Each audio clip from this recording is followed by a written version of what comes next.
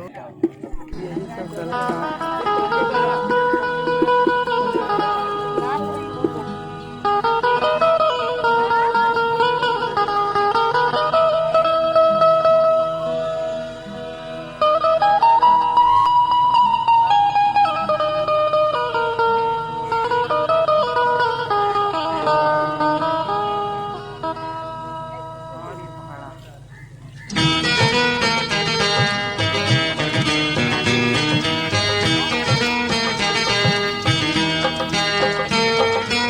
कुछ भी नहीं है तेरा, 2 गज जमीन है तेरी।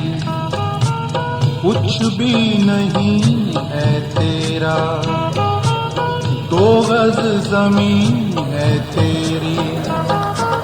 मिल जाए ये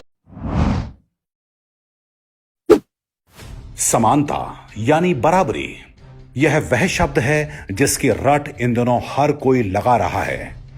वामपंथियों और समाजवादियों को तो लगता है कि इस पर उनका पेटेंट है। माहौल ऐसा बना हुआ है मानो देश में समानता नहीं है और यह कोई ऐसा जादुई विचार है जिसे हर हाल में लागू कराना चाहिए। लेकिन क्या आपने ध्यान दिया है कि समानता की रट सबसे अधिक लगाने वाले कभी उन मजहबी समूहों पर प्रहार नहीं करते जो कहते हैं कि आसमानी किताब के अनुसार उनके मजहब का दूत सर्वश्रेष्ठ है और उसे मानने वाले सर्वश्रेष्ठ हैं। हर किताबी अपनी किताब को मानने वाले को सर्वश्रेष्ठ कहता है और बाकी पूजा पद्धति वालों को निकृष्ट। सनातन हिंदू धर्म इन सब से अलग है। ये किताबी नहीं है, इसमें कोई दूत भी नहीं है। यह अकेला ऐसा धर्म है जो चुपचाप अपने पूर्वजों के ग्रंथ मनुस्मृति को जलते हुए देख लेता है।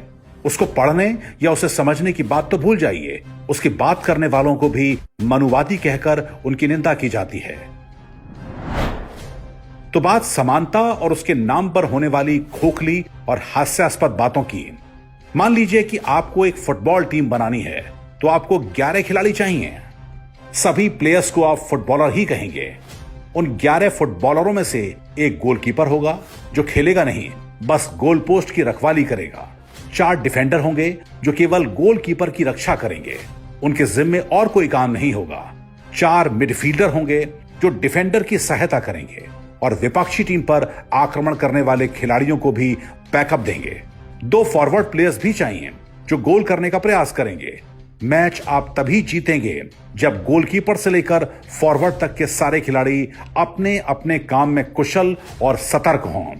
एक भी खिलाड़ी ढीला पड़ा तो मैच में बुरी तरह पिटाई की गारंटी है। लेकिन अब फुटबॉल के इस खेल में वामपंथी तर्क घुसेड़िए। केवल गोलकीपर ग्लव्स क्यों पहनता है? गोलकीपर को ही 20 गज के अंदर फुटबॉल को हाथ से पकड़ने का विशेषाधिकार क्यों है? बाकी खिलाड़ियों के साथ यह भेदभाव क्यों? आप समानता का वामपंथी तर्क करने लगिए, फुटबॉल का सारा खेल चौपट हो जाएगा। चलिए अब क्रिकेट का उदाहरण लेते हैं। इसमें भी 11 खिलाड़ी होते हैं, पर क्या आप 11 के 11 खिलाड़ी समान गुण वाले चुनते हैं या फिर 11 खिलाड़ी विशेष गुणों वाले चुनते हैं? जैसे कि एक विशेषता हो कि वह विकेट कीपिंग अच्छी करता हो, 5 बल्लेबाज हों, कुछ स्पिनर और कुछ फास्ट और 1 या 2 ऑलराउंडर। कहने का अर्थ है कि क्रिकेट जैसा खेल भी समानता नहीं बल्कि विशेषता के आधार पर ही चलता है। अब यहां भी वामपंथी तर्क घुसड़ के देखिए। केवल विकेटकीपर पैड और ग्लव्स पहनकर क्यों रहता है? क्या बाकी 10 फील्डरों की जिंदगी की कोई कीमत नहीं? स्मैश विकेटकीपर पैट्रियार्की की तख्ती लेकर बैठ जाइए, इस खेल का खात्मा निश्चित हो जाएगा। खेल ही नहीं, दुनिया के सभी कार्य विशेषताओं से चलते हैं। जो विशेषता डॉक्टर के पास होती है वह नर्स के पास नहीं होती, और जो विशेषता नर्स के पास होती है वह डॉक्टर के पास नहीं होती। दोनों की अपनी अपनी विशेषताओं से ही अस्पताल चलता है। आप सनातन धर्म को यदि ध्यान से और बिना पूर्वाग्रह के देखें तो इन्हीं विशेषताओं का आधार आपको सर्वत्र दिखेगा। पर कोई बात नहीं, आप आइए और हमारी निंदा करिए, क्योंकि 1% से भी कम ब्राह्मण गुरुकुल के माध्यम से भिक्षा लेकर ज्ञान बांट रहे थे। हजारों साल से केवल कुछ दशकों पूर्व तक यह तरीका चलता रहा। देश स्वतंत्र हुआ, अंग्रेज गए, लेकिन समाजवाद घुस गया। साथ में समानता का वामपंथी तर्क चल गया। अब वही देश टैक्स का बड़ा भाग मदरसों को दे रहा है। कहते हैं कि समानता के लिए ऐसा कर रहे हैं। क्या समानता ऐसे ही होती है? यदि समानता और विशेषता की यह दृष्टि आपने विकसित कर ली तो वामपंथियों के हर कुतर्क का उत्तर दे सकेंगे। यह जरूरी भी है क्योंकि उनकी चुनौती अब बढ़ती जा रही है। समानता की यह वामपंथी सनक अब परिवारों में घुस चुकी है।